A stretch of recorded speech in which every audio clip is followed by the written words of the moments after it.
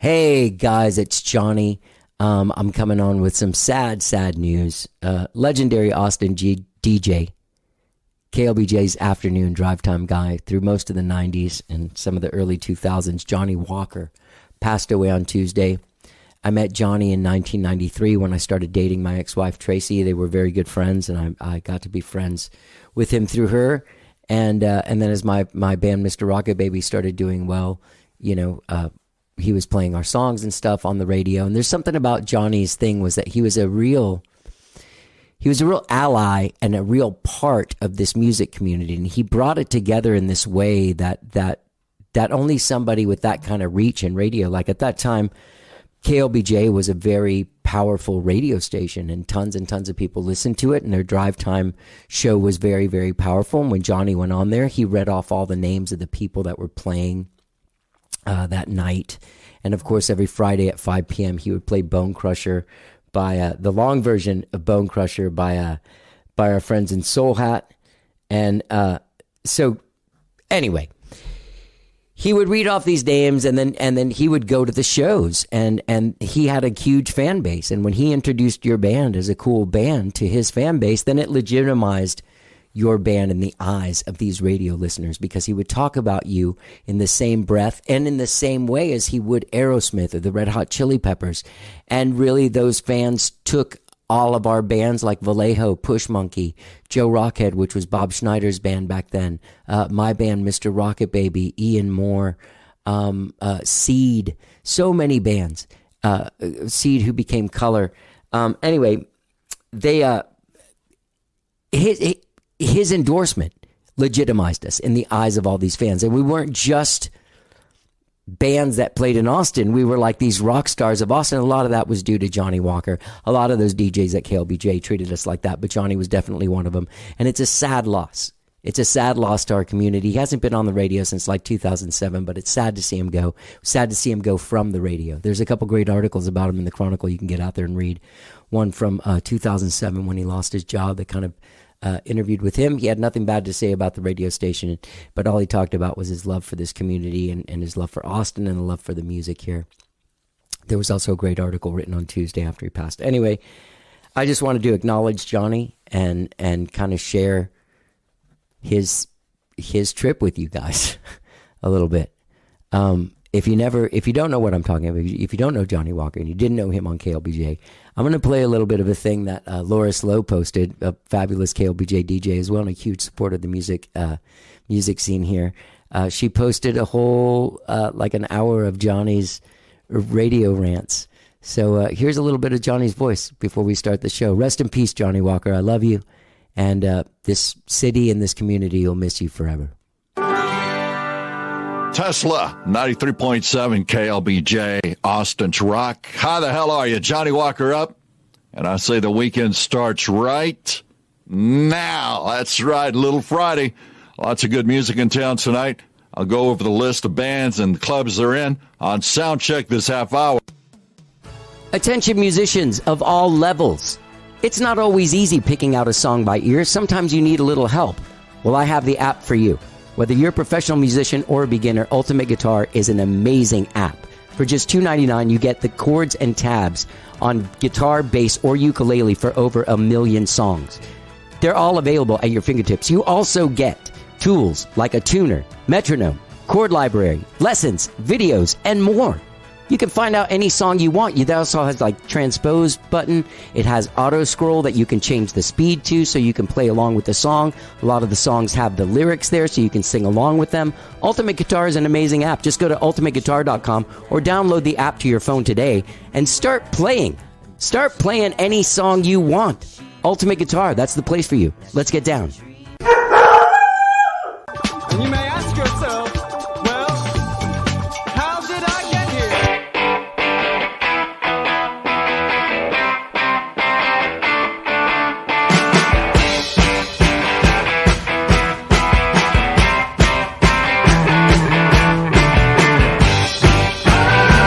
It's time for How Did I Get Here? And now here are your hosts,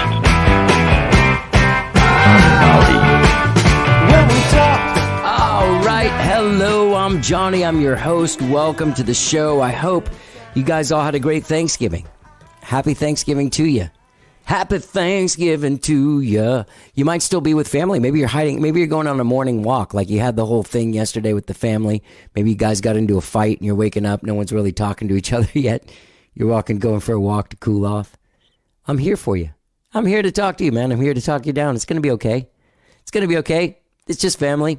Maybe you're on a plane. Maybe you're flying somewhere. Maybe you're confused. I don't know. I just hope you had a good Thanksgiving, whatever it is you did.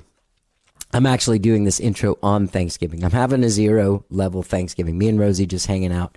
It's raining and gross outside, so Rosie can't go outside and play, so she's a little mopey. And I'm doing good, man. I decided not to go see the family this Thanksgiving, not because of any reason except for the fact that I've been going to Houston for one day every week for the last couple of weeks, and I'll be going for a week the week before Christmas. So I'll be doing a lot of family stuff.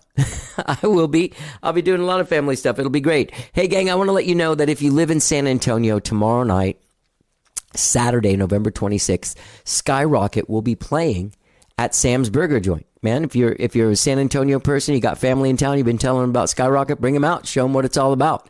Come on out and have a good time with us, man. We got some new songs for you. We're going to have a good time like we always do. And I think that's our last show before the new year.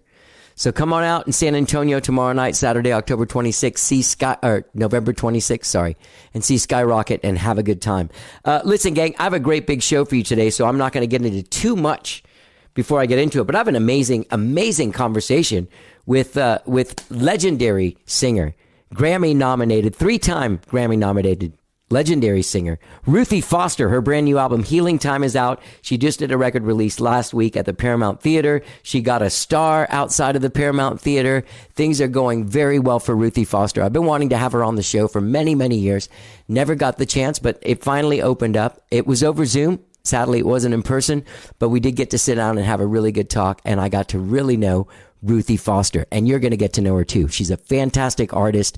I'm sure if you're listening to this, you know who she is. But before we talk to the legendary artist Ruthie Foster about her new album Healing Time and just her general career, my old friend Adi Hernandez from the ADH Project and from the Heebie-Jeebies had to have a quadruple bypass a couple months ago or a month ago. I can't remember exactly when it was, but he's having a benefit this Sunday, November 27th. It takes place all day from 3 p.m. to like 10 p.m. at the Rail House in Kyle. I just played at the Rail House Bar in Kyle a couple weeks ago with Skyrocket. Let me tell you, it's a great place. And it's supposed to be really nice weather on Sunday, so it's going to be a great place to be outside, finally get out. I'm probably going to get out there and see Rosie. Gang, they have an amazing, amazing lineup. So once again, the show is this Sunday, November 27th at the Rail House Bar in Kyle. And it's a benefit for Adi Hernandez. Amazing guitar player, amazing musician, legendary Texas family from Little Joey La Familia and everything. Amazing, amazing dude. He's going to have a lineup of people like Nathan Stupid Drama starting at 3 p.m. You know I love Nathan. He's been on the show. Ray Prim and Tom Meany at 4 p.m. Dave Scher, Chris Castaneda, Mike Bernals from Little Joey and La Familia. Del Castillo will be headlining the whole thing. And of course, the Heebie-Jeebies and ADH Project will be playing sets, but with special guests sitting in for Adi himself, who will not be able to play, but will be well enough to attend. Adi and I have a quick conversation about his situation, what he went through, and about this great, great benefit taking place this Sunday at the Rail House Bar in Kyle, Texas. All right. So before we talk to the legendary artist Ruthie Foster, let's talk to my man Adi Hernandez about a quadruple bypass and this great benefit going on this Sunday, November 27th at the Rail House Bar in Kyle, Texas.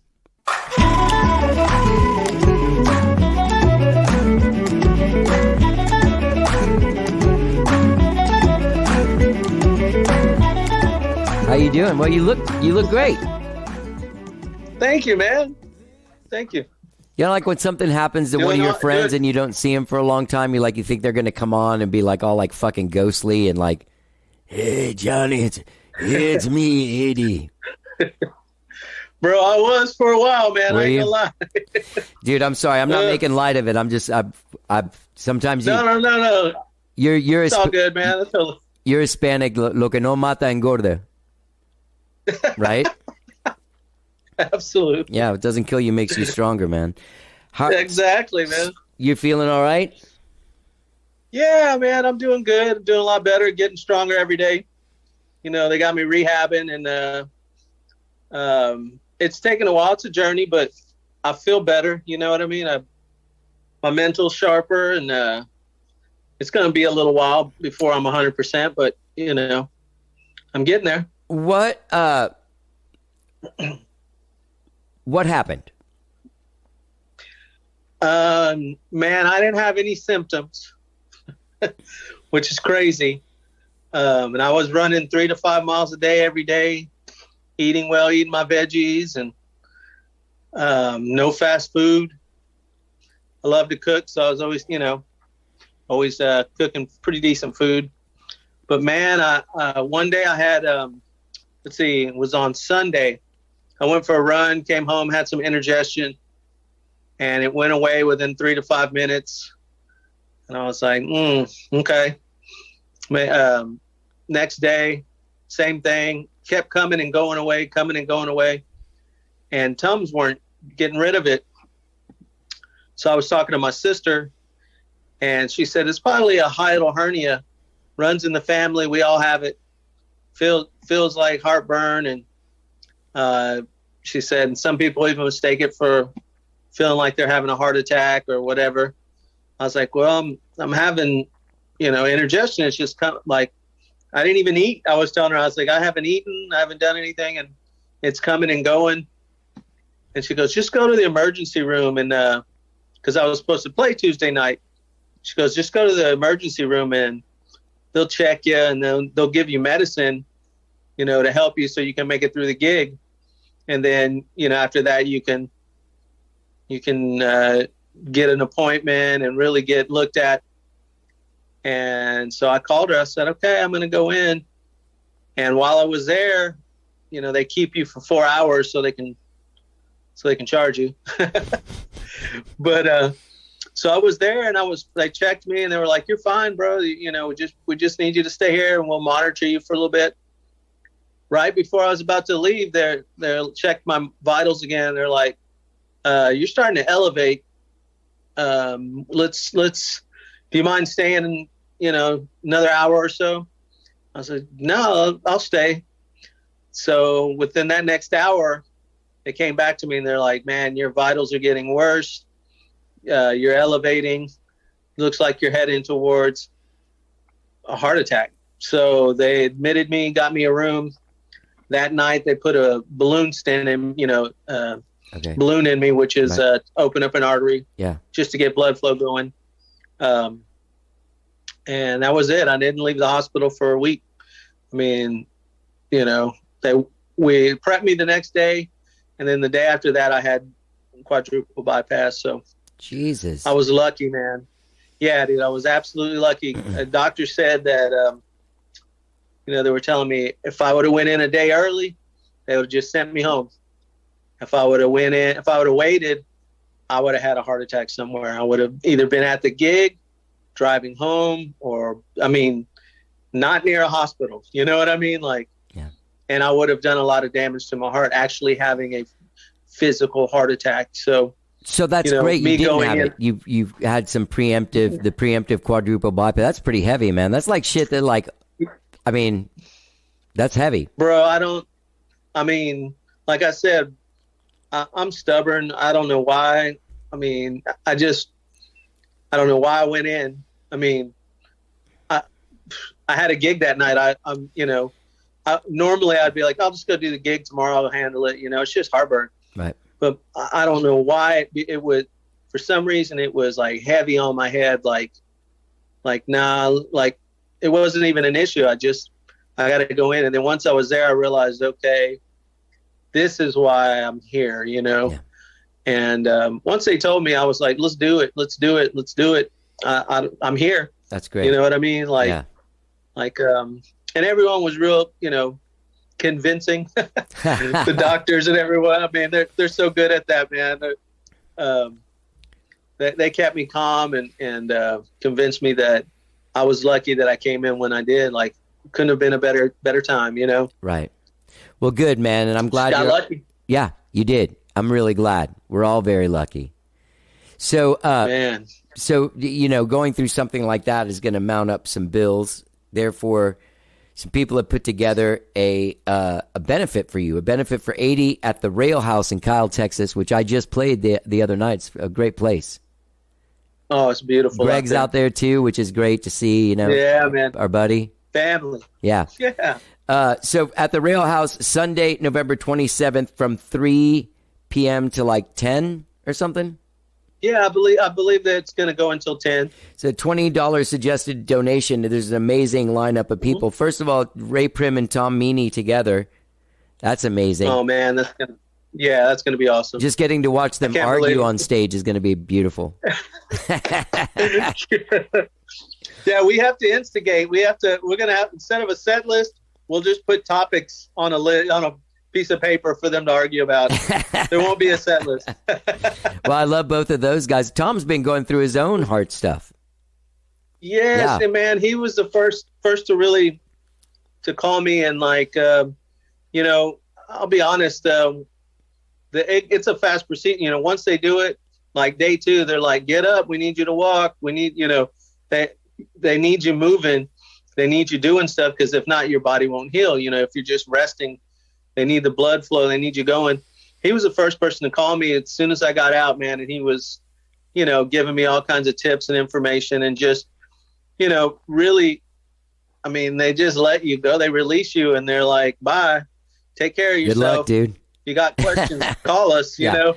Yeah. So it felt good to have someone to, a few other people called me, AJ from Vallejo. That's good. Yeah. Same people reached out. So lucky, man. Really happy that Tom called me, man. It gave me reassurance, Yeah. Okay, so let me keep on going through this, because it starts off with Ray Prim and Tom Meany, then goes into stupid drama, my dear old friend Nathan, old friend Nathan. Yeah, man. I guess I don't have to say these people are our friends anymore. For each one. Yeah. Take it for granted that they are. And the beautiful Dave Scher, what a great fucking guy he is. Man, I've known him forever. Yeah. He's, amazing talent, but a beautiful soul too, man. Totally. Good to know. Man. I just started to get to know him a few years ago, and I'm blown away by his. He's such a great musician. It's kind of,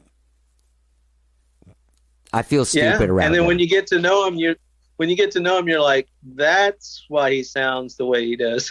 Yeah. It's just like, the emotes out of him. You know what I mean? Yeah. Beauty. It is. Yeah. Beauty. Now, Chris Castaneda plays. Mm-hmm. I don't know him. At 6:00. He's from Waco, man. I've known him, since him and his family for years, man. Blues rock guitar player. Well, he does it all. I know his name. I don't think I've ever met him or anything. Yeah, he's been around the scene for a long time, but the scene, we move in circles, so sometimes our circles don't entangle. So right. Great friend and family. Mike and the Bernals. Is that little Joey La Familia, or there's the way that it's phrased there? I don't understand what's happening. Mike and the Bernals they're doing a set, and my dad's going to jump up. He's going to bring a few of his band members. He's going to jump up, and they're going to make it happen. So now, I think this is beautiful, and I think it's amazing. But the next band is the Heebie Jeebies and ADH with special guests filling in for you. Now, how hard is it going to be, like watching your dad up there, watching all your band dudes up there, and you're like going to be sitting in a chair? You're going to have a heart attack, man. No, I'm joking. I'm totally joking. No doubt, man. What's funny is, like, I've been I'm doing everything they're telling me so I can rehab. I was like, man, maybe I can get, strong enough to get up there and start singing and playing and stuff. And then, Jonas, who's really doing a lot of the legwork for the show, he's like, no, man, you just need to sit back and watch it happen. I was like, you're right, man. It's not going to be easy to do, but no, it's not. It's definitely not, man. I mean, the whole thing that once I got out, I wasn't able to do. I mean, they want you keep your hands by your side. You can't lift anything heavier than a gallon of milk. You know, you can't. I couldn't play guitar. I couldn't even touch a guitar for 10 weeks. You know, so Jesus, man, yeah, dude. So and now I picked up the guitar. It feels like, I mean, I'm falling all in love with it again. So I'm able to sit down and play. I still don't want to hold it on my, right. against my the scar yet, but yeah. But I'm close, man. And then just to see everyone, I think I'm going to be more like just happy to see everyone, man. That I'll you know, emotionally I'll be fine. You know. Well, it's funny because I won't be too upset. As long as I've known you, I've equated you as a guy that must just walk around with his guitar all day. Like one of those guys. No, but every day every day I do play though. I mean, whether it's writing or just practicing, I do love to play. I love to play music, but yeah, man. I mean, this break has been it's weird, man. All I could do was read about gear. Like I became a gear nerd because all I could do was read about. You know what I mean? It was yeah. It changed my whole perspective, which was great. And I started studying music again, just trying to, you know, learn more in my head because I couldn't physically play it. It's just all thoughts. You know what I mean? So it's just different, hitting it from the other side of the brain. I mean, on the, you know, the flip side of all of this, maybe you'll come at this with like a fresh new approach that you never even thought you would play like. I mean, just now, like getting my fingers back, I can tell like, I mean, I'm going to sound different. I'm going to play different. And a lot of other things, you know, just being sharper, like honestly, the blood flow, my brain is already, I can tell I'm thinking differently. Yeah. You know, and rehabbing, like learning to play again, getting calluses again, man. I hadn't had calluses since I was 12 or 13, you know? Yeah. Like just that alone, but you know, relearning how to hold the pick. Yeah. Like I have a chance to get rid of the bad habits, the bad stuff I learned, you know? Yeah. Which is cool. And I'm taking advantage of it, man. Big time. Yeah. Oh yeah, man. Okay, so wait, we left off because the Heebie Jeebies and ADH Project are going to be playing, and they're going to be people filling in for you. Yes, it's going to be great. Just guys that have always been inside the band, you know what I mean? Okay. Jonas. And, okay. So like the Heebs, it'll be Jonas, Cecilio, and, you know, the guys that were into Heebs. And we'll get Curtis Lee, who's always been around with me. He's going to sing. We have a couple other people that sing a few songs. And then ADH Project will get up and they'll do, you know, which will be like Mario and D Watts. And yeah. So, and they'll do a few songs and they'll just kind of split that time, you know, but it'll be like, it's basically one big collection, you know. And then, man. And then the last but not least, Del Castillo, one of the greats. Oh, yeah, man. Yeah. Oh, dude. Having them it's going to be so good to see them and just really just, man, honestly, just to see everybody because I've been locked up in a room, you know, up until about a couple of weeks ago, did they say I could even start to drive again. So I hadn't really, you know, other than going to appointments, I've just been in my room and doing the rehab stuff and just, you know, that's it. Yeah. So I haven't really seen anybody. A few people have come to visit. You know, I kind of told them, you really, you know, if you come to visit, I'm just sitting in a bed. So like, wait, and, you know, give me a little time so I can heal and get strong. And then everyone started coming. They started coming to visit to go have dinners and stuff like that. But really, you know, I mean, it's weird, but I'm so ready to see people. You know, I just want to get the hugs, man. I miss everybody. Well, it's like we just got out of COVID and stuff, man. I know. How many times are they going to take you out of the game, bro? You know what I mean? Like, Jesus. Telling you, man. It's like, but it's good. I'm, you know, like I said, I think I found a brand new love for guitar again and how exciting music. Though. Like, man, yeah.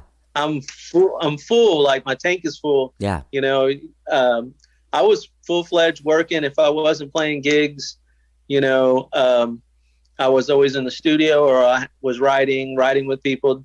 People send me music, and I do stuff out of the house to send. So I mean, every day it was the hustle, Right. and it felt good to like, to stop. But then, after a few weeks, I'm looking at my guitars and they're staring back at me. I'm in the room. I'm like, I can't even play you. You know what I mean? It's like, I don't know. Yeah. It's different, when you physically can't do something, and, it can get to you, man, mentally. Well, keep those spirits up. You'll be back in no time at it. Yeah, like you always have been. You'll be, and better for it too. People keep telling me, man, you'll be like right back and burnt out as soon as you start. You'll be back to burnt out. I was like, yeah, you'll be back to burnt out in no time, 80. Don't worry about it. Don't force it. Like, hey, Eddie, let me ask you this. Say someone can't come out to that show. Is there another way to get donations to you? Sure. There is a GoFundMe. Cecilio Ruiz started a GoFundMe.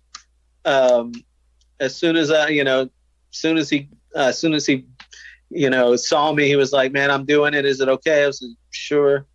So you can go there's a GoFundMe. I'll put a link to it in the text of this so people can go. Oh, yeah. And we're going to keep it up until after the show. Sure. I figure, that way we can, if anybody wants to donate a little more or whatever. But man, you asked me about the hospital. When it was all over, I had to go see an advisor. I didn't have health insurance. When I was in Nashville, I had great health insurance, and I never went to it. I never used it.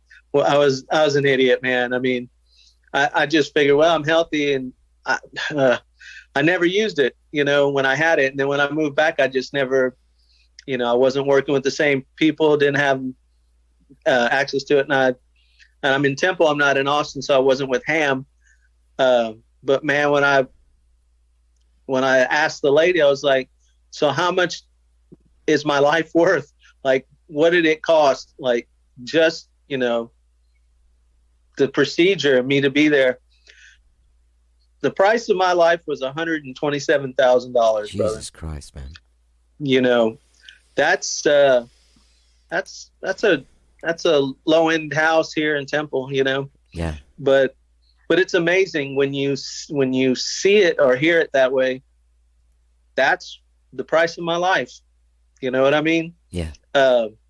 But luckily they did a bunch of magic and helped me out. Took a lot of the cost. I mean, a lot of the cost off, which really helps. And you're not able to work yet. Every visit. Yeah. Not being able to work is definitely one, but I was having to go there twice a week, for appointments, and then there's medication and all that stuff. But man, it's a phone call, a 5-minute phone call is like $200. You know what I mean? Yeah. For them to be like, hey, you doing all right? Yeah, I'm okay. All right. Bye. $200. You know what I mean? It's Jesus. Like, dude, I wish I could get in that game. That's what happened to us artists. It's expensive. We weren't smart enough in the beginning if we really wanted to make big money. But hey, look, you know what? Here's the deal. Is that it'll work out. Dude, we got a beautiful community of people, and you're a big part of it. This is a big family, and then there's an extended family around it that adds support, like people like Greg and people like that aren't the actual musician people, and they're fans, and there's all kinds of people. I know so many people that love you and love your music and everything that you've given them and us. Everyone there.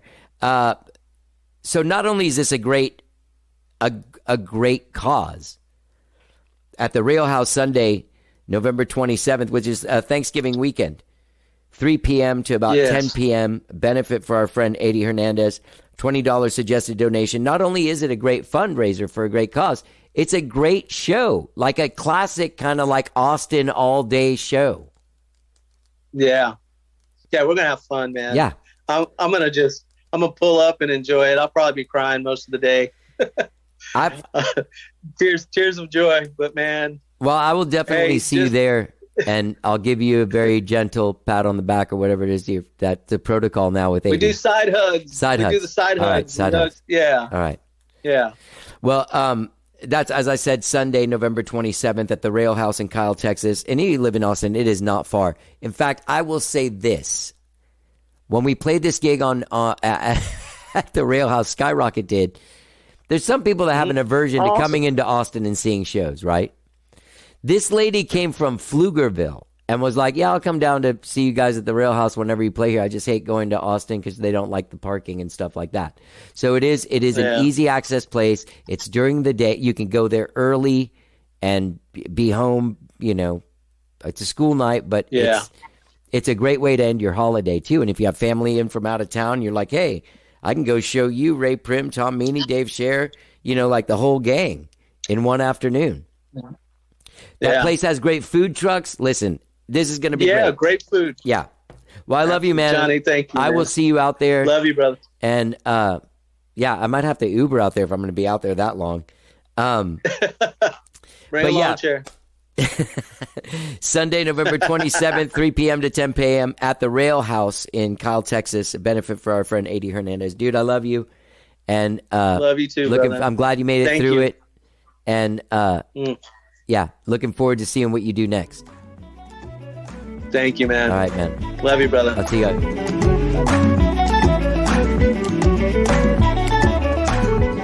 All right, gang, that was Eddie Hernandez. See, he's sounding good. He was looking good on the thing. I'm looking forward to giving him a big hug this Sunday. Gang, get out there. Get out there. If you're here in town, look at all the people that are playing. Ray Prim, Tom Meany, Stupid Drama, Dave Scher, Chris Castaneda, Del Castillo, Tahibie Jeebies, and 80H Project with special guests filling in for 80 himself. All taking place this Sunday, November 27th at the Rail House starting at 3 p.m. The Rail House Bar in Kyle, Texas. Great place to see a show. Actually, have great food trucks. I just played there, as I said a couple weeks ago. I had a great dinner there. Yeah, I just burped. I'm sorry. It's Thanksgiving. What do you want from me?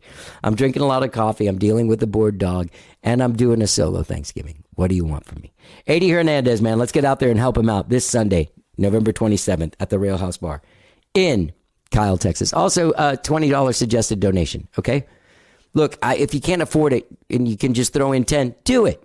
But, come on. Don't be cheap. It's 80, right? We love them.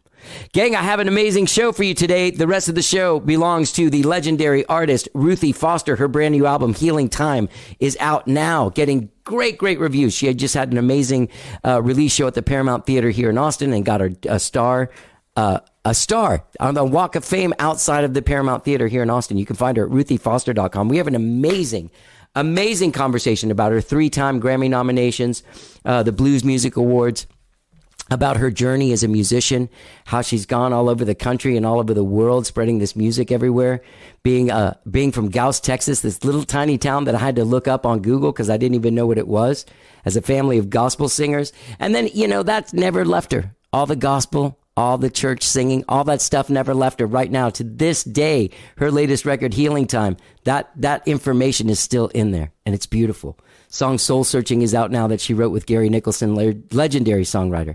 Such a great songwriter. Such a great songwriter, such a great singer. If you live in Houston, you can see her December 2nd at the Heights Theater. She will be December 2nd at the Heights Theater in Houston. On December 3rd, she'll be in Dallas at the Kessler Theater. Get out there and check it out. She's also doing the legendary Rhythm and Blues Cruise from January 8th to February 4th. Go to ruthiefoster.com for all of your Ruthie Foster needs. As I said before, this was over Zoom. I wanted to do it in person, but she had to do it over Zoom because she's been busy doing a bunch of stuff, and I'll take it any way I can. It was great talking to Ruthie Foster. I hope you enjoy it. Let's get down.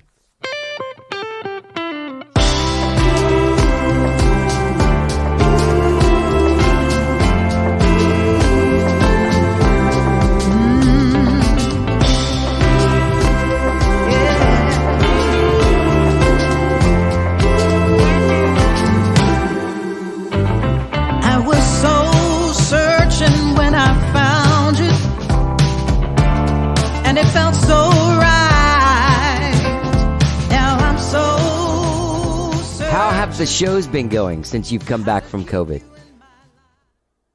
The shows have been great. I'm just turning on my do not disturb here. Okay. The shows have been great, actually. It's been, kind of, it was slow in the beginning, like a lot of folks experience. Yeah. But yeah, we're walking into full houses again. Full house everywhere we go, just about.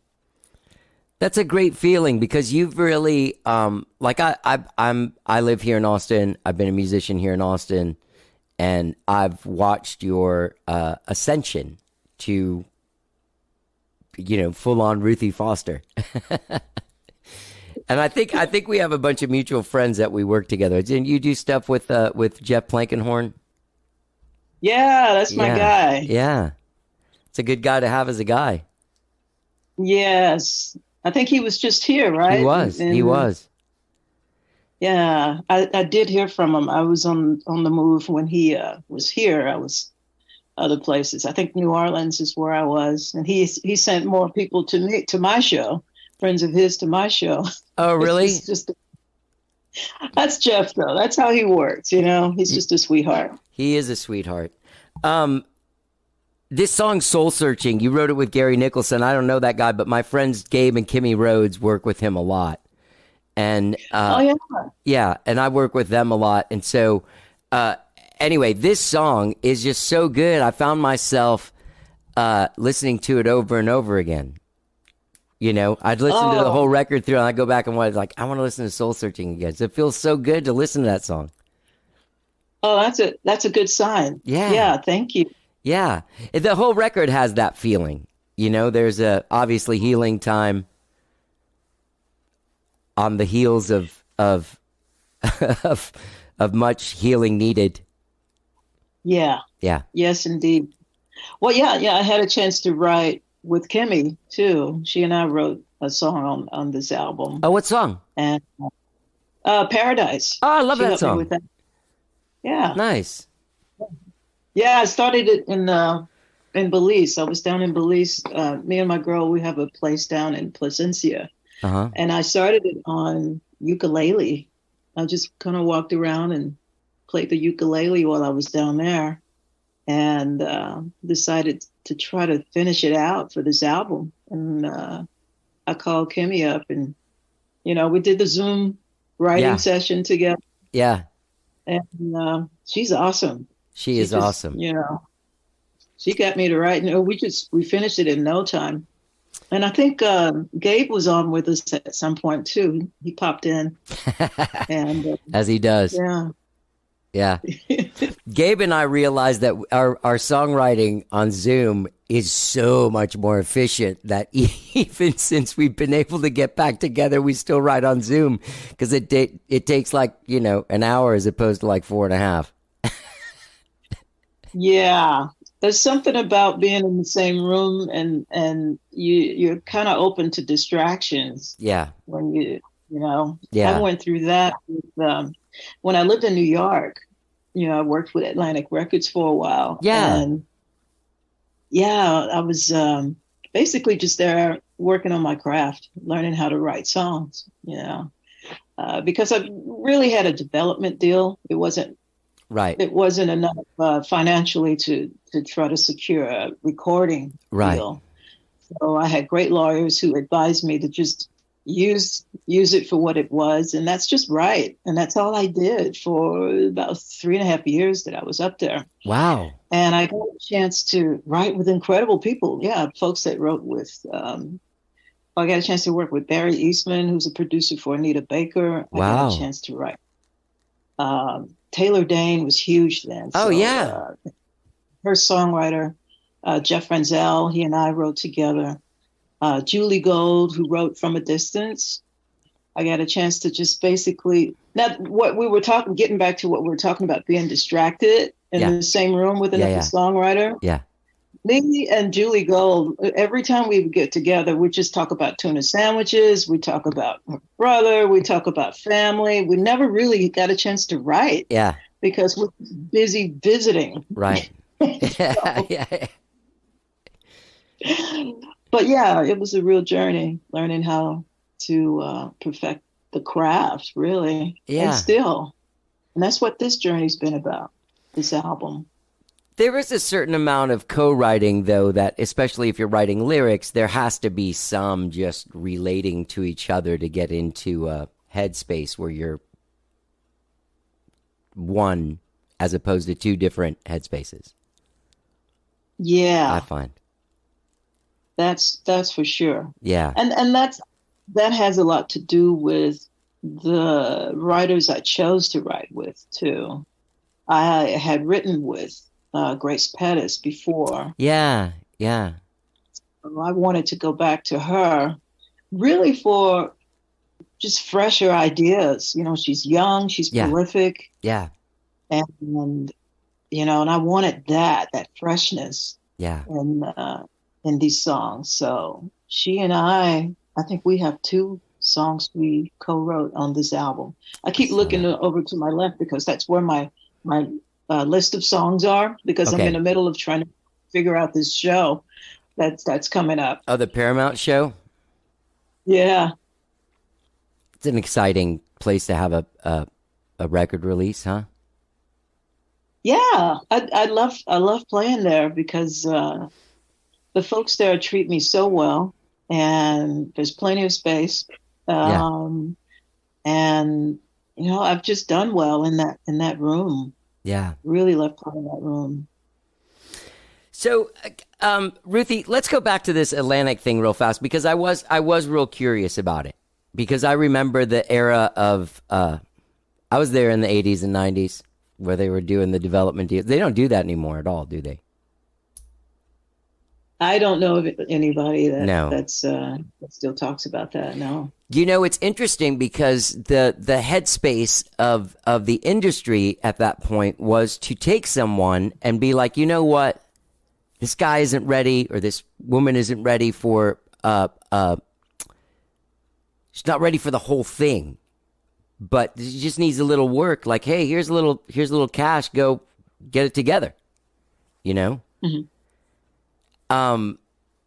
Now I believe that what they would do, there was a point, I think, where that was getting phased out in like the early 2000s, and then people would just kind of like yank people out of like American Idol, because you already have this giant fan base and records are ready to be sold to this hungry audience. And now same thing with like, then it went to like YouTube, then it went to like TikTok, and like now it's like if you're drinking juice, skateboarding behind a truck, singing a Fleetwood Mac song from the 70s, you will have a #1 hit, my friend.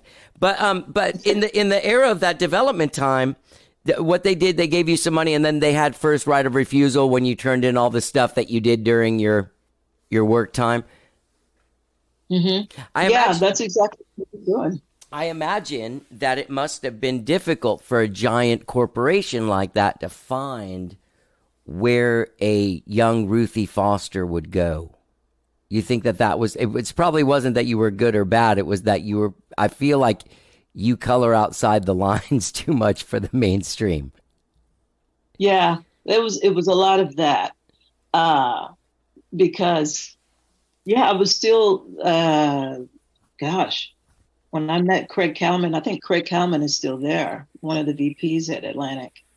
I was playing in a folk club in Charleston, South Carolina, where I had been stationed in the Navy. Right. I had just gotten out. And so I was playing folk songs and, you know, some Sam Cooke stuff and writing my own material, but it was closer to folk, but leaned towards soul music, because I also played a lot of Sam Cooke and Marvin Gaye. I basically hit my mother's record collection to learn how to play the guitar, learn how to play chords.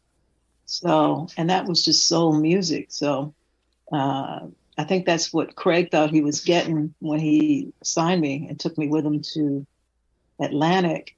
But at the same time, and he would come to my shows to just basically just see what am I up to now? Because my songs did develop the entire time I was there, because I wrote constantly. And Craig would put me together with different writers, which was that was a huge plus as a a new songwriter in New York. Yeah. When your competition is times thousands, Right. and to have somebody in Rockefeller, the big rock, you go up to the Yeah. 20-something floor, and you've got this executive just basically making a phone call for you to meet with, some famous songwriter. It was Yeah. awesome. Yeah. And an awesome opportunity. And so that kept me towards writing more pop music, and more soul, which is why I was connected with Barry Eastman, with Anita Baker. So it was just one of those I can see where they were melding me into what they weren't even sure what I was going to be. Right. But it was definitely a writer, a singer-songwriter. Right. And the other thing that I heard this after I was signed with Atlantic from my then manager, that Columbia was, and this is during those times when these executives were just they're trolling these places. Yeah. Looking at songwriters and just kind of hanging out, ordering champagne and really watching you. But a Columbia Records was also looking at me, but they already had Tracy Chapman. So Atlantic, Craig was interested, and I think it was explained to me that Atlantic was looking for their Tracy Chapman. Right. Yeah. I was going to ask that because I like when you have to dumb stuff down to where, like, you know what I mean? Mm-hmm. Like, that's not, it's interesting. Kimmy is also that kind of artist that is a respected artist that has her fan base, but like just it doesn't fit in any box for the mainstream to package and sell immediately. You know what I mean? I do. Which is it's a shame, because the beauty is in the layers of the artist, the artists that we all love, Aretha Franklin, Bob Dylan, Bruce Springsteen, Tracy Chapman. Exactly. Yeah. That's where the juice is, the fact that, people like Kimmy and myself, we are all over the place, but, to those minds who just want to put us in boxes anyway. Right. But it's all still good music.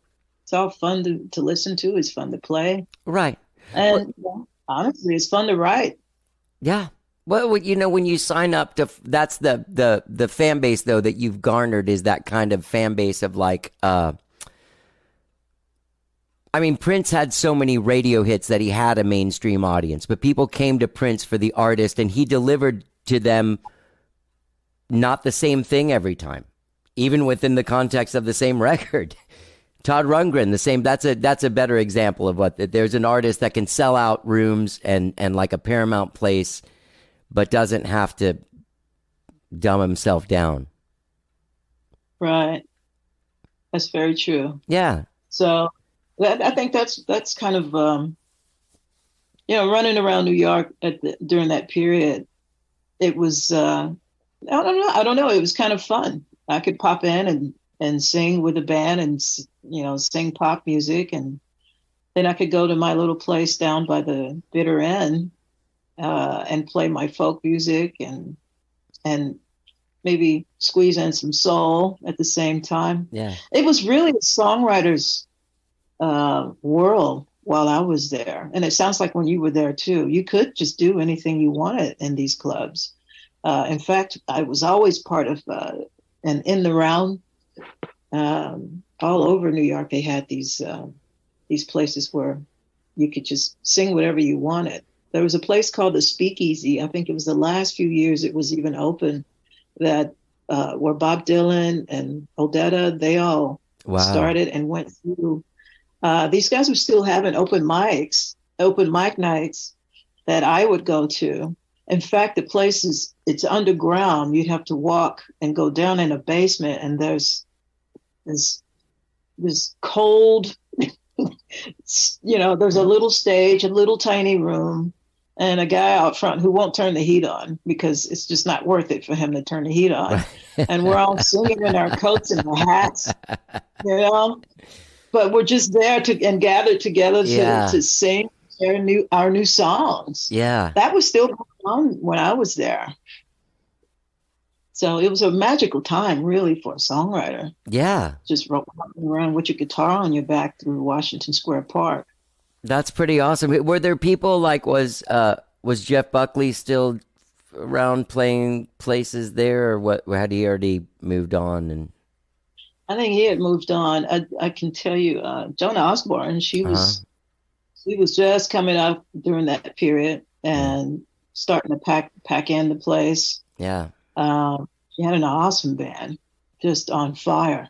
She was around, gosh, I think so long ago. It's funny, I was just looking at some of the songs. You know, there is a song on this album that I actually started around that time. This song is almost 30 years old, but it's just grown through the decades. Isn't that funny to say? It's taken me 30 years to finish. It's one of the more simple songs because I had way too many verses in it, and I just decided to just scratch all that and start over. What song is that? But the song is "I Don't Want to Give Up on You." Okay. So what Yeah. okay, so over the course of 30 years, like, did you? I mean, do the lyrics in the song, are there lyrics from 30 years ago and lyrics from now? Yeah, it's, the bridge, the B part, is something I added later on, and basically what Grace helped me just kind of put the song back together. We kind of did it. We rearranged it in almost a Beatles format, where you start with the chorus, and then you throw a B section in. Yeah. I think she used "I Want to Hold Your Hand." It was one of those. I think it was that one in particular, where it starts with the chorus, and then you throw a B section after that. Oh, she loves you. She loves you. She loves you. Yeah. Sorry to be a nerd. No, that was it. Yeah, you're absolutely right. Yeah. So that's what we did. I scratched everything else because it said all it needed to say. Back when I started it, I was in the soul vein, more Marvin Gaye, where I'm singing with myself. There's two lead vocals in it, and then decided to just simplify it. Yeah. Into what it is now. And it's pretty simple. Yeah. But it says it all. Yeah. Yeah. It's a great song. I'm glad that who else did you write with on this record? You have Grace, Gary Nicholson, Kimmy Rhodes with the Pop In by Gabe. Yeah. Yeah, I got a chance to write with my band, my guys. Scotty Miller, my keyboard player, lives up in Minneapolis, and Hatton Sayers. Yeah, I saw he was from playing with you. Mm-hmm. Yeah, Hatton brought in "What Kind of Fool." That was his title. Oh, awesome! And his yeah, and it was during a period we were asked to perform for ACL. We did an ACL show here, and they weren't inviting any audiences at the time. Right. We were still just coming out of lockdown. Yeah. So that was a safe way to record.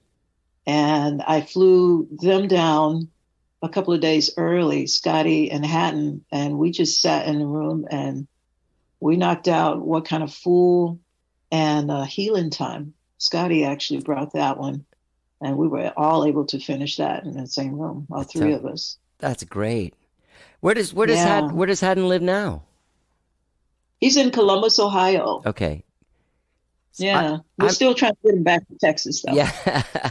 I was in a band, like a quick aside, in this weird funk rock band in the late 80s, and we would play in College Station, and he would come to our shows, and he was, I don't know if he ran a music store or he had a key to a music store, and we'd go there after our shows and like jam out. And he was always such a great guy. And then I remember going to see him play like in the early 90s when he had his own singer-songwriter thing together. Yeah, I guess he had moved to Houston maybe. I don't know. Yeah. He was in Houston. I used to go see him in College Station too. You did? When I lived. Yeah, I used to go see Haddon, burn up the stage with all that hair. Yeah, yeah. Yeah, I used to see him. You know, all of the guys in my band, I'm a huge fan of each and every one of them. They all have their own careers, and they put out their own albums, self-produced and all. And I'm just proud of them all. And getting a chance to actually write with them, that's huge for me. We've never had this opportunity. So this album gave us that. That's have you never written with your band? That's what you're saying is that's your first any band you've had? That's pretty interesting. No. That's kind of how I came up in sort of that U2 REM songwriting model where a bunch of dudes in a room screaming at each other and one guy gets a quarter for doing nothing. Gets a quarter, you know what I mean? Anyway, I wanted to ask you, you grew up in Grouse, Texas. I actually Googled Grouse to find out where it is. That how you say it? Talking about Gauze? Gauze, G-A-U-S. Sorry. Uh-huh. Oh yeah, sorry. I didn't, I wrote it down, but I can't see the name of it. Gauze. I looked it up on Google Maps, and then I looked it up on Wikipedia to see if there's anything about it. But on the Gauze, Texas Wikipedia page, you're from there, and that's one of their claims to fame. Are you serious? I'm dead serious, yeah. You made it, baby. That is so funny. Yeah, it's pretty cool. Okay. I'll take it. Yeah. You know, that reminds me, I need to go take them some CDs as soon as they come. Yeah. I usually take them, a few CDs to sell at the grocery store there. They have a general store in town. Yeah. So. How did you, growing up, how did you get records? People that might be listening that are young right now, you didn't just pull out your phone and have access to everything you ever wanted to listen to or didn't want to listen to. You used to have to go on these quests or know a guy that had a cassette thing that they could burn you. You know what I mean? Yes. Yeah. That's exactly what happened.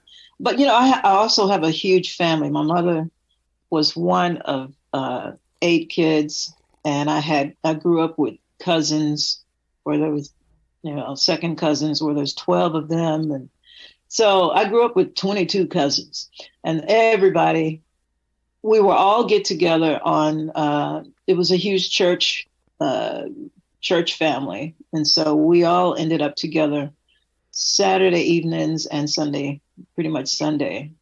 And somebody always had a record player and some 45s.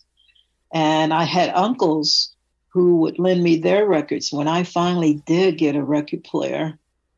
And we would get the toss me, the records they would just kind of toss out, which were really the country music records. So I ended up learning a lot about, I listened to a lot of Conway Twitty, Tammy Wynette. Wow. Loretta Lynn, the Ray Charles country album. That was one I listened to a lot. That was my introduction to Ray Charles, was his country album. Yeah, I love that. I love that album. Yeah. I love his Christmas album to this day. Awesome Christmas album. Yeah. And I still remember my uncle Vernell gave me Frida Payne. It was a Band of Gold. I wore that one out. Love that one. Because it had Band of Gold on one side, and on the B side was Bring the Boys Home. It was about the Vietnam War. Yeah, that particular song, and it took me years to figure out what was she talking about. But those were my early music listening days. Not include, I don't want to exclude church, because gospel music is a huge part of not just my sound, but how I grew up. It's still, I listen to music. Yeah, it still plays into your sound. Yeah, it's there. It's not going anywhere. No, it's not going anywhere. It sounds like it comes really naturally too. There's there's aspects of it. There's like gospel moments in the songs. Yeah. Yeah, that's going to be that's that bass line that never goes anywhere. Yeah. So and that's how I touch base with who I am too. I can do that not just through singing gospel music, but vocally and in some of the ways that I write too. Yeah. So it's a huge deal. And, I grew up listening to gospel groups. We're talking live groups because I was a kid playing guitar and all of these churches throughout Central Texas. My mother was my first manager. She would tell me on Fridays I'd come home from school what churches I was scheduled to play for the weekend. And I would basically get picked up by my uncle or my aunt, and we just drive to these different churches, and I was the guest artist. So I got to sing, and then I got a chance to hear great gospel groups sing and play. Yeah. That's how I learned how to play guitar. Wow. And how old were you then? I was 11 when I got my first guitar. No. But how old were you when you were going to these churches and being like a featured soloist? Oh, I was 11? in junior high, high school, all through junior high and high school. Yeah. Did you know then that this was it then? That this was what you wanted to do? Oh, yeah. Yeah. I knew. It was either that or, like any kid, I wanted to be a veterinarian for a while. But, I was already making money playing music. Right. So I wasn't going anywhere. Yeah. Yeah. Come home with cold hard cash, the money from the offering every Sunday. And real money, not like going and working at the mall all week for like $3.25 an hour or something. No, this is how I was looking at the family. I would take my little guitar with me and have my little dress on, and my uncle picked me up, and I'd play I've played all of the Black churches in my region and the white churches. So that was something really, really different. And some of these churches, you could tell that they hadn't had anybody Black walk through those doors at all. Really? So to have me come up, little sister Ruthie Foster come up and sing a number or two for the pastor, that was a big deal. Yeah. That's awesome. Yeah. So let me ask you this. Then after high school, you went to college to Waco. They had a recording program. Yeah, they have a commercial music program there. It's a lot like the Berkeley programs. There's another one in Chicago, I think, too. That it's a music conservatory, right, where my drummer went to.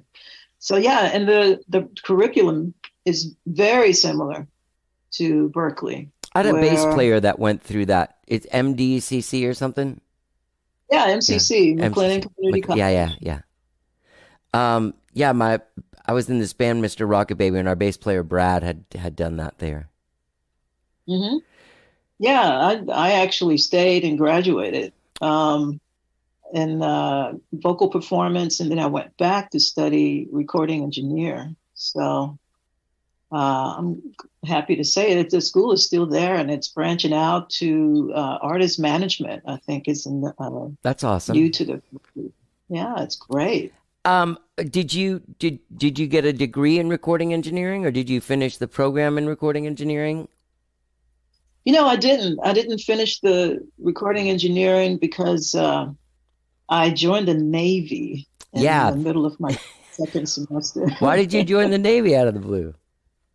I still ask myself that. I think it may have had something to do with just wanting to just get out of town. Like a lot of kids that come from small towns, we just, you just want to travel. Yeah. I wanted to travel and see the world. And actually, I wanted to I wanted to put myself in a place where I'm not necessarily comfortable. In music, I had become very comfortable because I had been playing since, you know, since 12 years old. Yeah. So by the time I'm 19, 20, you know, I already had a background of being able to entertain an audience and feel very comfortable in any music setting.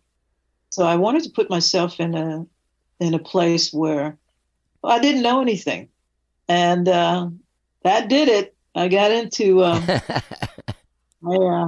got my nerve up one afternoon, and a bunch of friends of mine, we got together and we went down to the recruiting station. You know, they always have all four. They have the Army, Navy, Air Force, Marine, and they're all lined up. You know, and I remember I walked past the Army. And then I saw I could see through the Marines, their door, and they had this big window, and that looked a little serious for me. Air Force, I actually walked into that office and I talked to someone and just basically took some paperwork and walked back out. And then I went to the Navy door. They had a big window, and there was this guy sitting in his chair with his feet up on his desk. And I thought, wow, he looks pretty chill. I think this is where I'm going. And I still remember my recruiter, Petty Officer Gail Chandler. Gail Chandler signed me up that day for boot camp. Yeah. And as far as what I did, I didn't really pick what I wanted to do in the Navy. So what happens when you do that is they pick for you within a year. They basically just send you off to boot camp and you have time to figure out what you want to do as a rate. Right. And somehow I ended up at a helicopter squadron in San Diego after my boot camp time, working on the helicopters, SH-2 birds, we call them. Yeah. Yeah. The helicopters that actually, they drop the sonobuoys to detect submarines. Ah. So, you never had to so go I worked. Once you choose your thing, then you don't end up ever having to go on a submarine or anything like that, right? Or on a battleship or something crazy. No, and I was in the military during the time they weren't really sending women to battle areas at all. It was still very new. I think the women were allowed on the frigates, but that was about it. So, but they did use me to clean out these helicopters because, you get your pilots, your officers, they fly all day and then they come back and you realize they have to eat while they're out there, and they throw all of their trash in the back of the helicopters, and it's very small. And I was the smallest person in the squadron, so I was the cleanup. So I was the cleanup girl, and I worked on the electrical panel. So they used me for everything. I remember I was just thinking about this. I thought about this morning when I was walking my dog and listening to your music. I was like, I remember one day going to stopping at Check Stop on the way to a gig in Dallas, and you were looking at stuff to eat, and I said, hi. And you were so nice. You turned and you said, oh, hi. I thought that was really nice.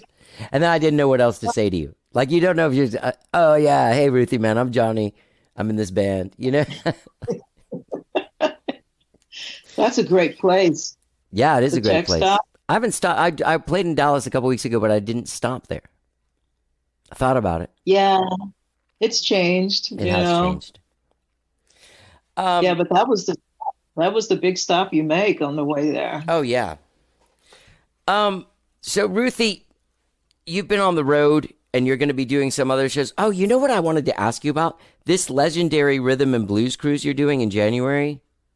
What is that? The one that Kimmy goes on to with like Delbert McClinton and stuff, Oh no, I think the one she goes on is the Sandy Beaches cruise. So what is Yeah. yours? We are it's legendary rhythm and blues cruise. In fact, I think we use the same boat. We come in, I think Sandy Beach's boat comes in, and it's they call them the dam boats because they have Westerdam, the Amsterdam, Okay. But yeah, this one is blues, soul oriented. And it is also like Delbert's, it's just 24/7 music and just chilling and, grooving with all of the, we get a chance to be around our fans. Right. And that's just a fun thing for me to, I've been doing those for a while now. Yeah. And that's my number one cruise. I got to tell you, I go on a few of them once in a while, but that one, yeah, that's my family. After a while, you just get to be family. Yeah. On these cruises. Yeah, that's what it seems like when I talk to Kimmy and Gabe about it after, so many years, and they're looking forward to it, and they're going to hang out with so-and-so, and yeah. Then I feel bad. No one invites me on a cruise. There's no well, I guess there are. There's, all of that stuff in this music business, like you've seen the big change from when, people bought your album and you got your thing on the radio if you could, or, and all that stuff. And everything's like changed completely. And there are all these different sort of now these shows have like fan experiences and stuff like that. Do you do some kind of VIP experience at a Ruthie Foster show? Besides just going out and signing CDs after the show, that I do that. Yes. Yeah. When I obviously had to, pull back on that for a while after we came out of lockdown for obvious reasons. But yeah, I'm back to coming out to the table and getting a chance to hear what the fans have to say about not just the music, but what they've been up to. Yeah. Because I know a lot of these folks that come to, I shouldn't say a lot. I do know folks that once in a while I'll recognize somebody who comes up to the CD table. Yeah. And says hi. We know them after years of like that. I'm in this band Skyrocket here in Austin, but we've been playing public shows now for like 20 years. And there are people where you're like, hey, Sharon, how you doing? You know what I mean? Yeah. It's always great to see that. Yeah. Yeah. It's nice. It is you still live in Austin, right? I live in San Marcos. Oh, you live I'm in Austin. Yeah. You like it out there in San Marcos? I do.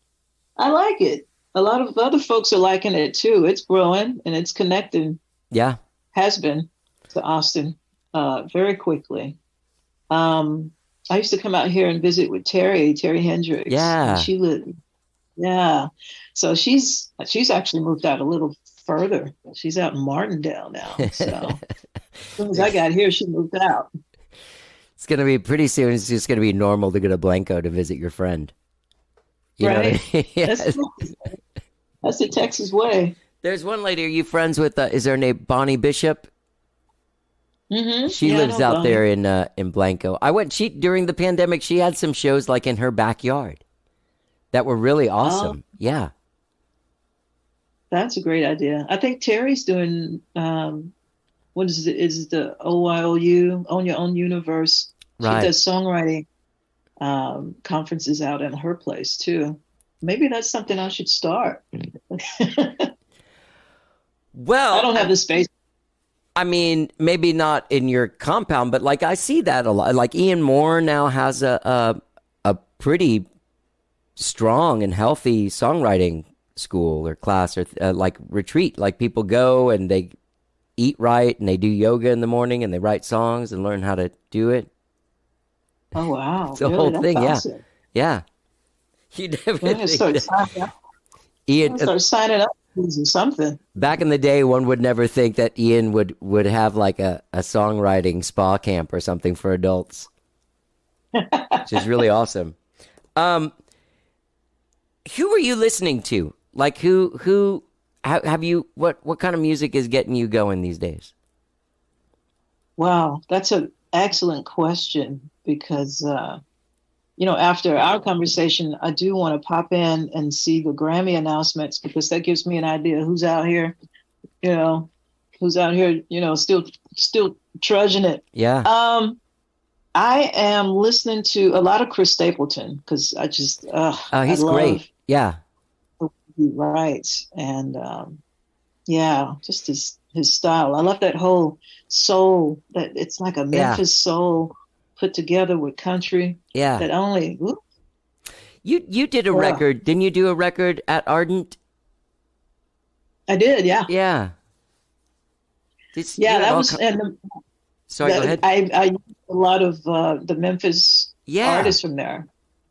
Yeah, Wayne was there with his horn section. Oh my gosh! Now, is that the one Charles that had Hodgins. the guys from the Meters on it? And the Blind Boys from Alabama? That one we did in New Orleans. Okay. Yeah. Obviously the Meters, yeah. George Porter Jr., George is on that one. Yeah, this one I actually have Larry Fulcher. Yeah, that one was Larry Fulcher from Phantom Blues Band, who's in my band now. He's my bass player as well. But we pulled Robin Ford. We caught him on his way to Italy. I love him. And he's a cool dude, right? Man, I love me some Robin. He's a lovely man. Yeah. You talk about someone who lives right too. He does his yoga and he eats well. It's one of those things where if you're just standing next to him, you're gonna eat right and you're gonna live well. Yeah. I'm a little younger than him, but I did these shows opening for him when I was like in my early 20s, and my band was just nuts. And I remember he was so sweet to us, but he would just look at us like, you guys. And then I ran into him at like Leeds in Los Angeles, one of those rehearsal places or something. And we ran into him in the hall. It was so, because Roscoe Beck was playing with him too back then, like in the 90s. Yeah. Hey, speaking of bass players, you had Glenn Fukunaga play on this album.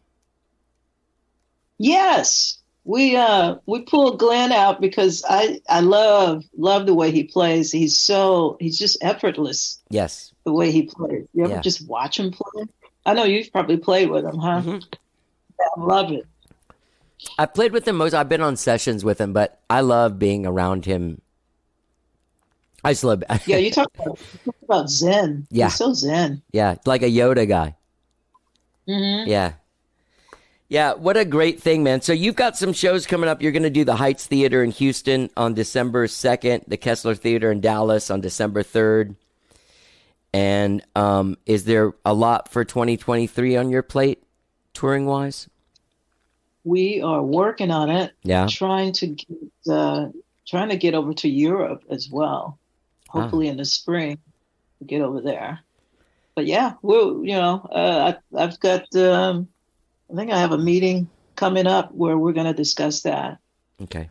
So when you were saying that you wanted to see the Grammy announcement, I did have this thought this morning when I saw that the Grammy announcements were happening. I was like, is that what Donald Trump is announcing? Like the Grammy nomination? Is that what's going on today? Because that would be great. That would be something. Down and said, hey guys, just want to talk to you about I can't even think of a band right now because it's so odd to think of that.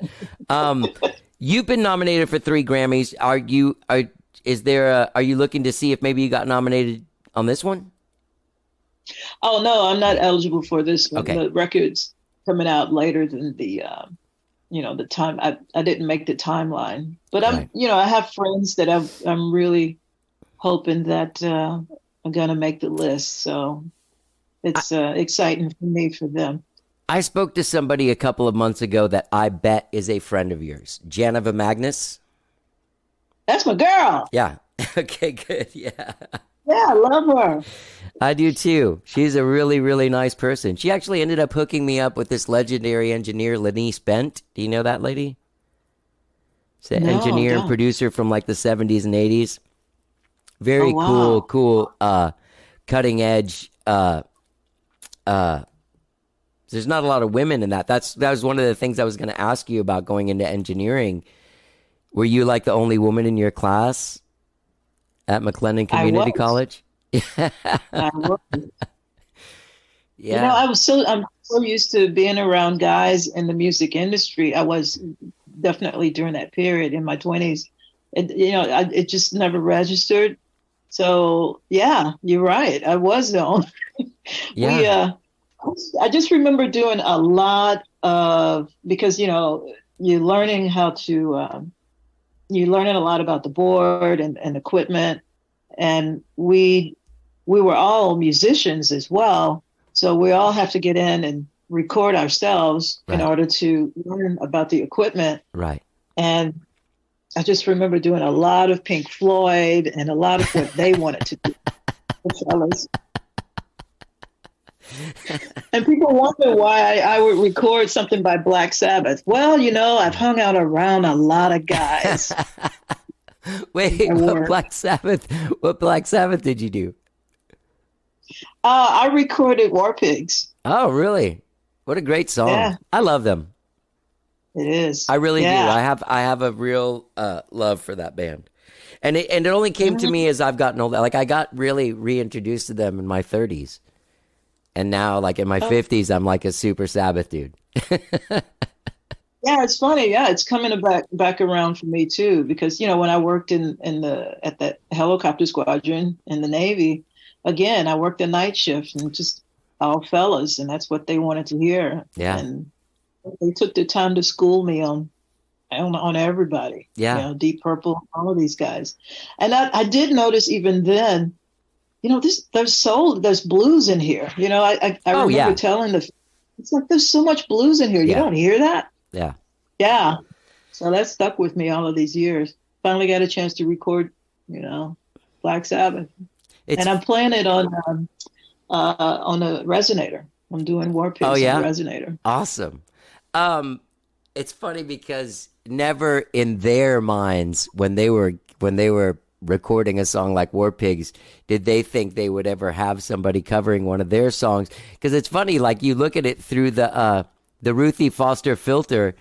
There's folk music, there's soul music, there's gospel music, there's Black Sabbath, and it all comes out of you in your voice. You know what I mean? Uh-huh.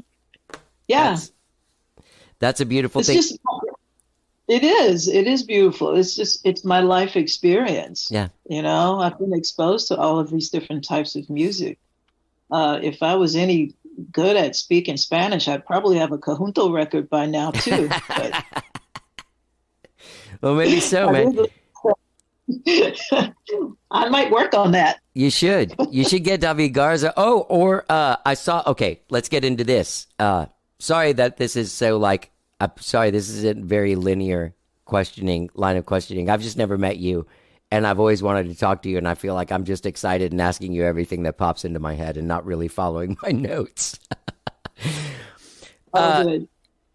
You did some of this record recording at Adrian Quesada's studio, one of my favorite musicians who made definitely one of the best records of the year. That Boleros Psicodelicos is one of my favorite records.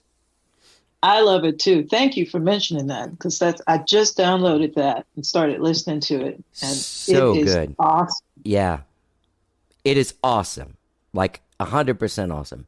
It's so cool and so now. And sorry to take this out of this, but I'm Cuban, and I have a 99-year-old grandmother who's still alive, and she was not doing so well earlier this year, and so I was spending a lot of time at her house and hanging out with her. So we'd listen to that record every night when we were making dinner. And she would just be like, you know this guy? Like, she was so blown away. But I was like, it's so legit. I even told him, I was like, it's so legit that like a 99-year-old lady who's been listening to this stuff all of her life is like, this is great. Yeah. Yeah, I love that he went back. Well, we'll just do some Adrian love right now. Yeah, I love how but that's what I love about his spirit. And I did approach him about actually producing this album, but he was just so busy. Yeah. And apparently I'm finding out what he was busy with now. Yeah. Oh, yeah, because he's been releasing stuff even this week, too. Yeah. Yeah. Yeah, he stays so busy, and it's beautiful. And he even popped in a few times while we were recording. So it was great to just get a chance to just just hang. Yeah. And some of the band, I actually used some of his band in the recording. His keyboard player came out. Some of these beautiful. Yeah, Jerron was there. love Jerron.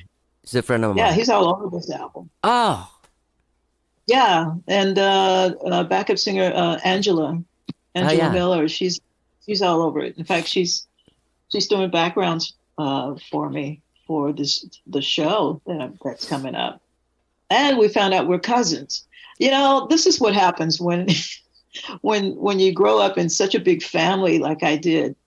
This is the second person I've had in my band that I found out we were cousins. Who does that? You know, maybe Adrian does. You know, he knows everybody too. And he's got family all over. But yeah, but I love what Adrian did with that album. You know, he took this, he dipped into the past, and he connected it to, you know, this sound that he has, which also is connected to the past. And I just love the way he put this album together. Yeah, love it. So yeah, I'll be looking. I don't know if he's eligible, but I'll be watching out for him today too. Oh yeah, because that record, I think it was like #1 in the Latin charts for like a month or something, like when it first came out at the beginning of the summer. All right, I don't doubt that. But this record was produced by Mark Howard and Dan Barrett, right? Mm-hmm. They did a beautiful job.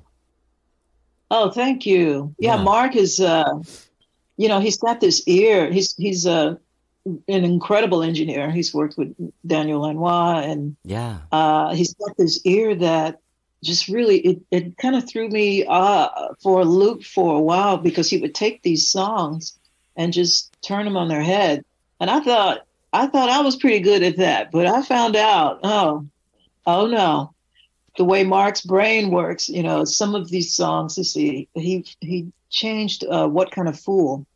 Because What Kind of Fool, the arrangement that we have on this album is not the arrangement we wrote it in. Okay. It was Mark's idea to give it that almost Amy Winehouse, right? You know, to all of the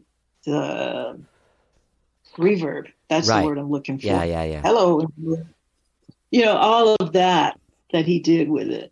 It's just beautiful, beautiful. And then Dan and I are old friends. We did Joy Comes Back together. Oh, okay. So because what happened was Mark was on the project, and then we came out of lockdown, and I went back on the road. So there was no recording for a while, and then I had to go back in to finish this album, and I wanted to use someone I'm familiar with so that I could actually stay home and not have to travel while recording. Yeah. And Dan was my man for that. That's for sure. That's great. It's nice to make a record with a team and get that kind of input and ending up with something so great, you know? This record is really, really beautiful, and it feels so good to listen to, and you're such a great songwriter and a real inspiration. Yeah. Yeah. I just turned 54 a few weeks ago. And you look at someone like, I think you might be a year, couple years, maybe 2 or 3, something like that. But I always looking at the people ahead of me that have stayed cool, because that's one of the things I worry about the most. Is like, but the thing is I realize that there's a thread through you, through Kimmy, through Alejandro, Escovedo, that you're still interested and you're still curious and you're still moving forward, and you haven't settled. You've stayed artistic and creative. Mm-hmm. That's very true. And that's something as you get older, it's not like when you're young, it's pouring out of you. You have to squeeze it. Yeah, you have to look for it sometimes. You really do. Yeah, you do. You do. Yeah, being curious, that's the key to youth. It's the key to it. Yeah, that's just I was talking to someone about that a few days ago. Stay curious. You know, that keeps the mystery. Yeah. You know. Well, it's a weird conversation, but now our careers are going longer and longer, and some people take a left turn where they don't do anything new. Some people move on to something that doesn't really challenge them in any way. And then some people just stay creative and keep on making new stuff and challenging themselves and, staying in the game.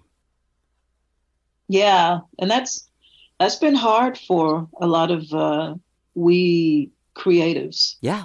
with what we all just went through. Yeah. Because we're used to movement. We're used to things changing. And we were at a stop, for a couple of years there. Yeah. And I know it really, and we actually lost people on top of that. Yeah. Whether through the virus or just through mental issues, Yeah. We've been through so much, and I think that's what I like to think about this album. I think it says that this album, I want it to be that. I wanted to tell that story, where we were, what we've gone through, and how we can come out of it by staying curious. Yeah. And always learning. And in that's healing in that. So much healing in that. Yeah. Yeah. Well, thank you for making this record. It was needed. Thank you Yeah. for recognizing it. Appreciate it. Yeah, I really appreciate it. I'm really glad. I've been wanting to get you on the show for a long time. I've had this show now for over 11 years. But I can't remember. I think there was a different publicist years and years ago that I had reached out to. And they were like, not right now, buddy. And then I just was scared of you. But luckily, your publicist now reached out to me, and I was like, are you kidding me? Of course I want to have her on the show. Yeah. Oh, that's great.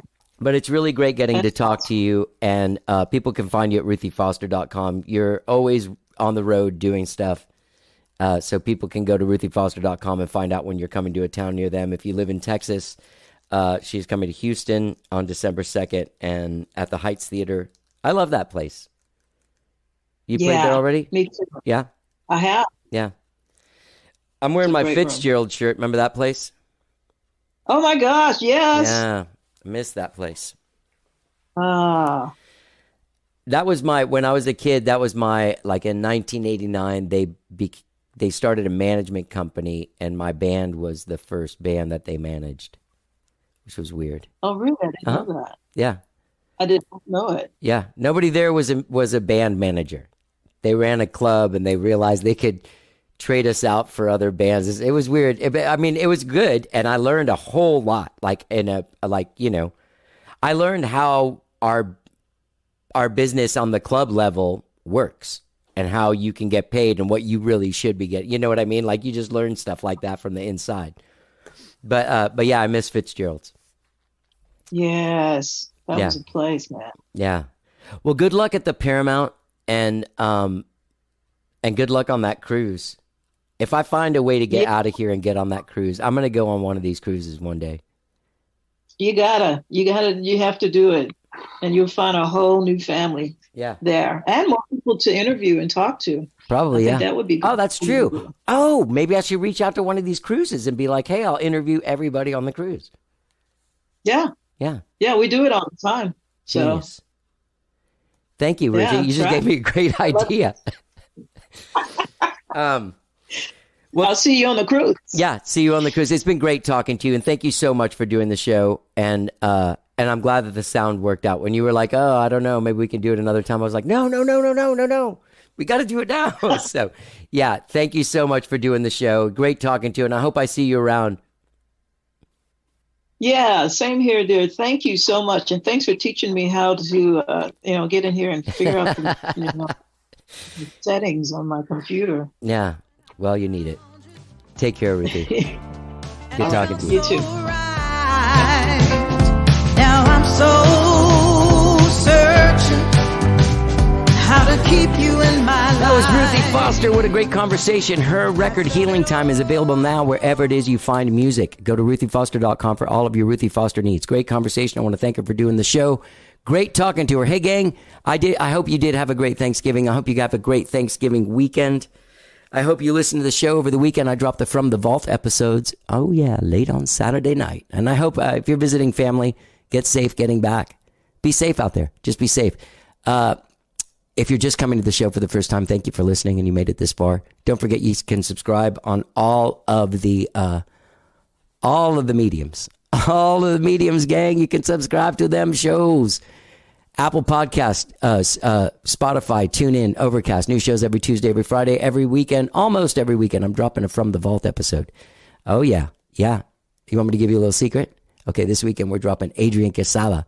But this is an old conversation from October of 2013. I know. That was a long time ago. Thanks again to Ruthie Foster for listening to the show. I hope you guys all had a great Thanksgiving. Be safe out there. Come see Skyrocket tomorrow night, Saturday, October 26th at Sam's in San Antonio. Have a great weekend. Let's get down. I've been so searching ever since we've been apart. Oh, I ask myself the same old questions. So many sleepless nights. How could I get it so wrong when so many things we've done right? If there was a stranger in the middle, I would do all that I can. I'm feeling a little on the outside of it all, and I'm doing my best to understand. I was so searching when I found you. Oh, and it felt so right. Now I'm so searching how to keep you in my